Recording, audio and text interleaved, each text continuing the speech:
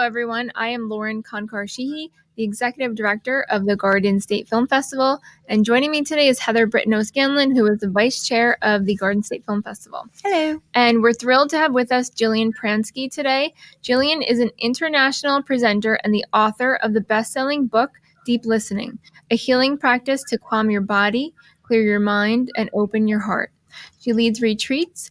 She's a yoga teacher training and workshops in person as well as on Zoom for students all over the world. Hi, Jillian. Thank you for joining us. Thank you. Thank you for having me. Very happy to be here.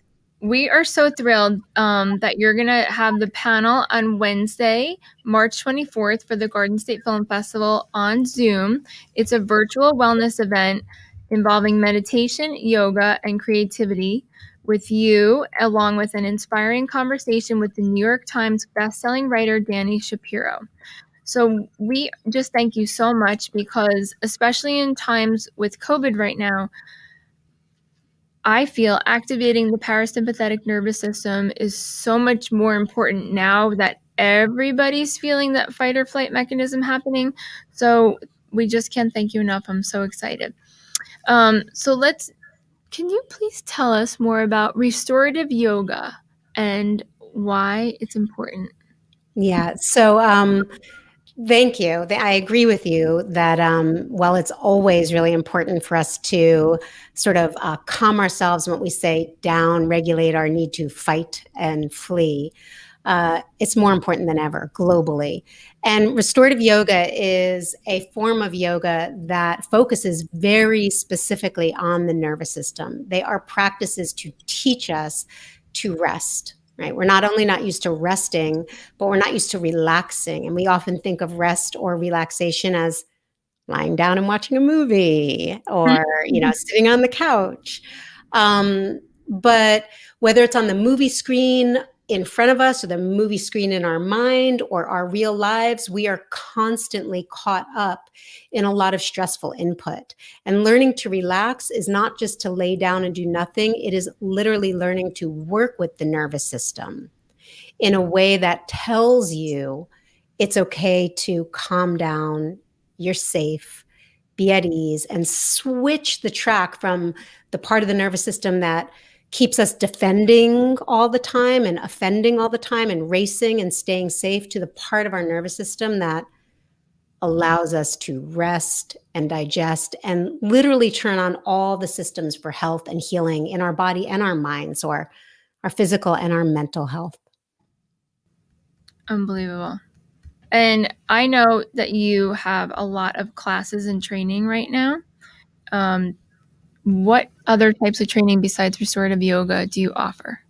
Well, I offer classes that actually weave together many elements of yoga and meditation, mindfulness, movement-oriented yoga, and restorative. So restorative is a more restful, meaning they're like the end of a yoga class where you would lie down in what we call relaxation pose, or you may have heard the term Shavasana. But really, we're so wound up and we're so anxious all the time. Again, right now is an exaggeration of our already stressful lives. Sure. Mm-hmm. But just being still can actually cause more anxiety for a lot of people. So the answer is not just to practice stillness. It's to practice sort of mindful movement, slowing down in a way that doesn't make us more anxious. If we take away all of our movement and all of our stimulation, we're going to have to sit with how worried we are and all of the ruminating thoughts and the feeling in our body that we're just sort of pent up and tense. So my favorite way of using yoga and mindfulness and meditation is really weaving them all together in a way that reminds us to relax in our bodies, to use the ground, to land on the earth. We're off the earth. We're running around. We don't even let ourselves actually land. Right. And so once we learn how to let our bodies be on support, we then learn how we can open up to our breath, deepen our breath. And as soon as our breath starts to become deeper, it tells the mind it's okay to calm. We don't have to be caught up in stress right now. So we land in our bodies, we tap into this fullness of our breath, and we bring our attention more and more what feels like concentration at first. We pull our attention in, but really that serves us in being able to open up our awareness and open up our attention, which is where the conversation of creativity comes in. Right. Right. Yeah, I have to say, just look, this year has been tough on anybody, and I think everybody. And I think whatever anyone was dealing with before COVID and all these lockdowns hit, whatever baggage and issues we were carrying around through life is just magnified. I think we all have to practice being extra kind to each other nowadays, because you just don't know what other people are going through, despite what people are posting on social media. But it's nice just hearing you talk about relaxing and meditating and the opening and just hearing your calming voice describe what we all need to be doing and the therapeutic properties of what you teach. I felt my blood pressure lower. And I think I warned her before we talked to you, like, as soon as you speak, I can feel my nervous system change. And I'm like, oh, where am I? Yeah. Yeah. But I think we all definitely need that too. And I love the, how you tapped into, as I think we all need to focus on this for our general health, but as creatives too, it can be, look, being a creative it can be a tough profession. And a lot of creatives are empaths. We tend to, it sticks to us. Yeah, to really, to feel everything a lot more deeply than maybe non-creative types. So I think this practice of meditation and breathing and mindfulness is going to be especially valuable. And I'm really, really looking forward to Wednesday's webinar. Yeah. Well, I just would love to emphasize that these are simple practices. A lot of people don't do yoga because they think they're not flexible, or they don't want to slow down. They're afraid of slowing down. Either I'm not going to get it done, or I'm not productive, or it's lazy. I could work out. I could get something else done. They want to meditate because they say their mind's too busy. If they focus on their breath, sometimes it makes them more anxious. And there's a lot of reasons why people don't want to use the tools that yoga and meditation and breathing offer us.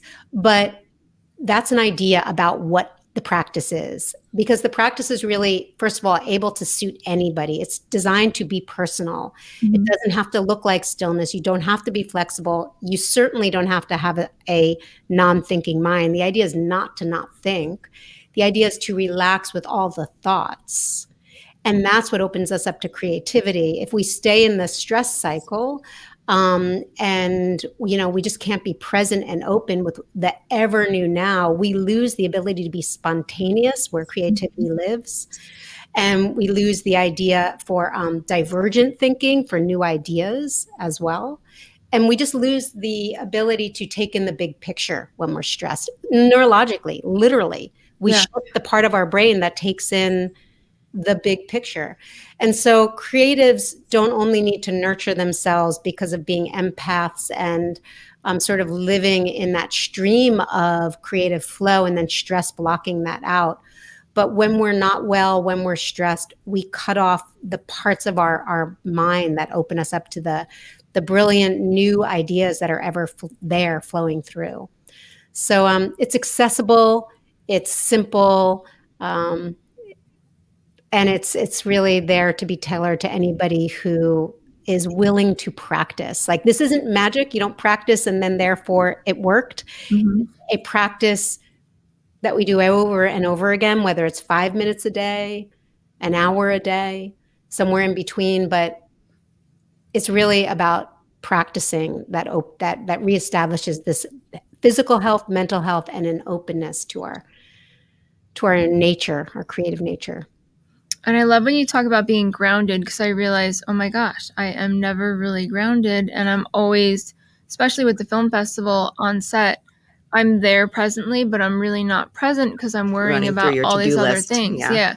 So I love that, not that it forces, I don't want to use forces in a negative way, but like you said, the 5 minutes, like I should be doing it at least 60 minutes a day, at least 6 days a week. But to start with the baby steps and the 5 minutes and leading up, and the more you do it, you literally feel the change immediately. Mhm. And it's like, how could you deny yourself of that Yeah. feeling? Even if it's just 5 minutes a day, it's Yeah. true. Yeah.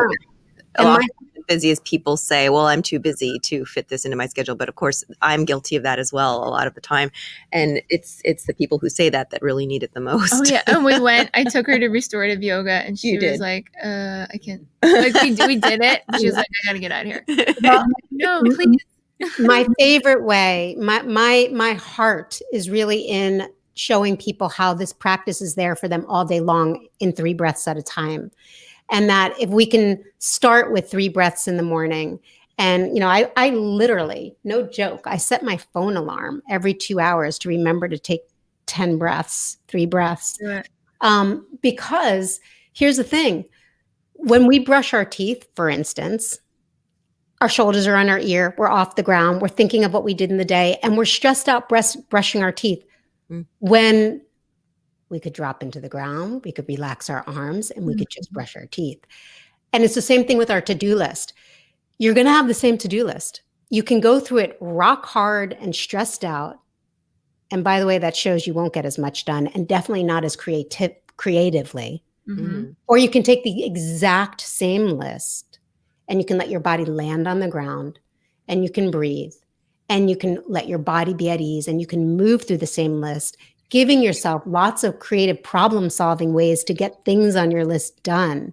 So how we go through that list winds up being either we're going to be tense and hard, which stimulates the fight or flight, or we're going to land and breathe and relax, which opens up our mind to, how can I really get this list done? What's the best order of these things? And I'm actually going to find new ways of accomplishing this list that are not obvious when I'm doing it with my shoulders and my ears. Mm. And the way to approach that list is not by a yoga practice in the morning on the mat or a meditation practice on the mat.